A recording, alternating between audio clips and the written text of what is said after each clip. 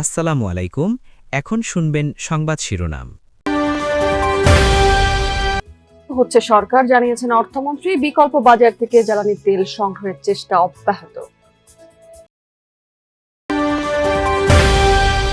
অর্থ বছরের দ্বিতীয় প্রান্তিকে বেড়েছে বিদেশি ঋণ, পরিশোধের চাপ সামাল দেয়া কঠিন হবে। জোড়াতালি দিয়ে চলছে পশ্চিমাঞ্চলীয় রেলের বিভিন্ন রুট, বছরে শত কোটি টাকা খরচ হলেও হয়নি উন্নয়ন। পাবনায় আবারও সক্রিয় নিষিদ্ধ সংগঠন পূর্ব বাংলা কমিউনিস্ট পার্টি, চরমপন্থীদের তৎপরতায় স্থানীয়দের মাঝে উঠবে। এতক্ষণ শুনছিলেন সংবাদ শিরোনাম। এখন শুনবেন বিস্তারিত। মধ্যপ্রাচ্য যুদ্ধের কারণে বাড়ছে তেলের দাম, বেশি দামে তেল কিনতে বাধ্য হচ্ছে এখন সরকার। বিকল্প বাজার থেকে জ্বালানি তেল সংগ্রহের চেষ্টা অব্যাহত রয়েছে বলে জানিয়েছেন অর্থমন্ত্রী আমির খসরু মাহমুদ চৌধুরী। সকালে জাতীয় রাজস্ব ভবনে এনবিআর চেয়ারম্যান এবং কর্মকর্তাদের সাথে বৈঠকের পর মন্ত্রী জানিয়েছেন যে উত্তরাধিকার সূত্রে ভঙ্গুর অর্থনীতি নিয়ে ক্ষমতা নিয়েছে সরকার। এর সঙ্গে যোগ হয়েছে মধ্যপ্রাচ্য সংকট এবং ইশতেহার পূরণের চ্যালেঞ্জ। সংকট মোকাবেলায় ঋণমুখিতা থেকে সরে এসে বিনিয়োগ ভিত্তিক অর্থনীতিতে যেতে চায় সরকার। বলেছেন আসন্ন বাজেটেও নারী, শিশু, প্রান্তিক মানুষ এবং ব্যবসায়ীদের কথা মাথায় রাখা হচ্ছে। জানিয়েছেন দেশে একটি স্থিতিশীল বিনিয়োগ পরিস্থিতি নিশ্চিত করতে চায় বর্তমান সরকার। মধ্যপ্রাচ্যে যে যুদ্ধ হচ্ছে, এটা হচ্ছে আর একটা বড় সমস্যা। এখানে আমাদের বড় একটা অংশ এখানে আমাদেরকে খরচ করতে হচ্ছে, এক্সট্রা অতিরিক্ত দামে আমাদের জ্বালানি কিনতে হচ্ছে। এটা আবার তার উপরে, সুতরাং একটা থ্রি ওয়ে চ্যালেঞ্জ আর কি, অনেক বড় চ্যালেঞ্জ। রিসোর্স মোবিলাইজেশন অত্যন্ত গুরুত্বপূর্ণ।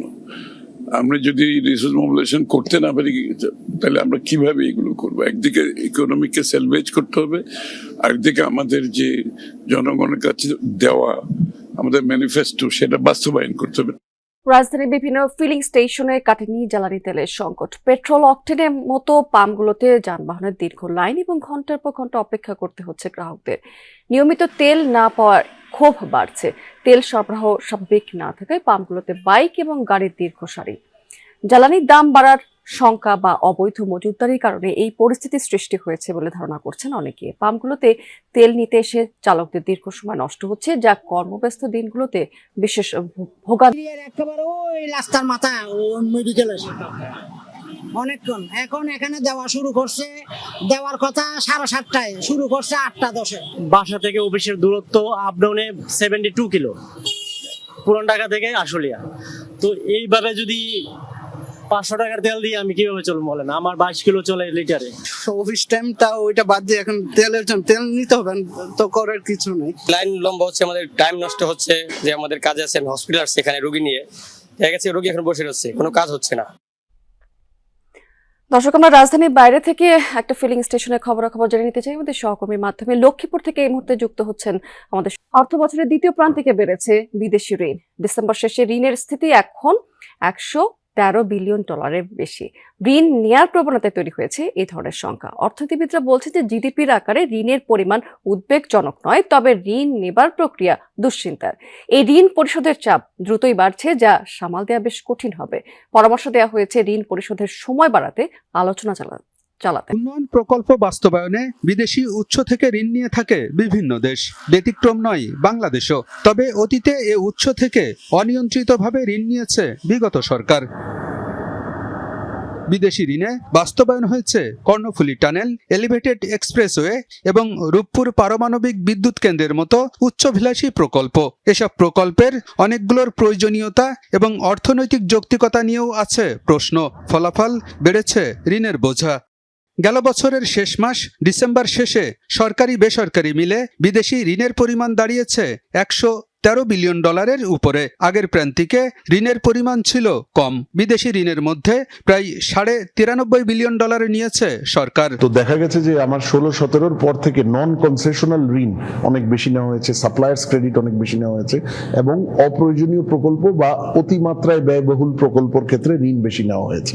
তো সেই জায়গাটা গিয়ে এই 113 বিলিয়নটা আসলে উদ্বেগের সৃষ্টি করছে। অতীতে বিদেশি ঋণ নিয়ে অপব্যবহার, সেখান থেকে অর্থ পাচার, দুর্নীতি, যার কারণে এখন এটা বোঝা হয়ে গেছে। নাহলে এটা ওই ঋণের কারণে যদি আমার প্রোডাক্টিভিটি বাড়তো তাহলে তো রেভিনিউ জেনারেশনও বাড়তো, তাই তো এটা আর বোঝা মনে হতো না।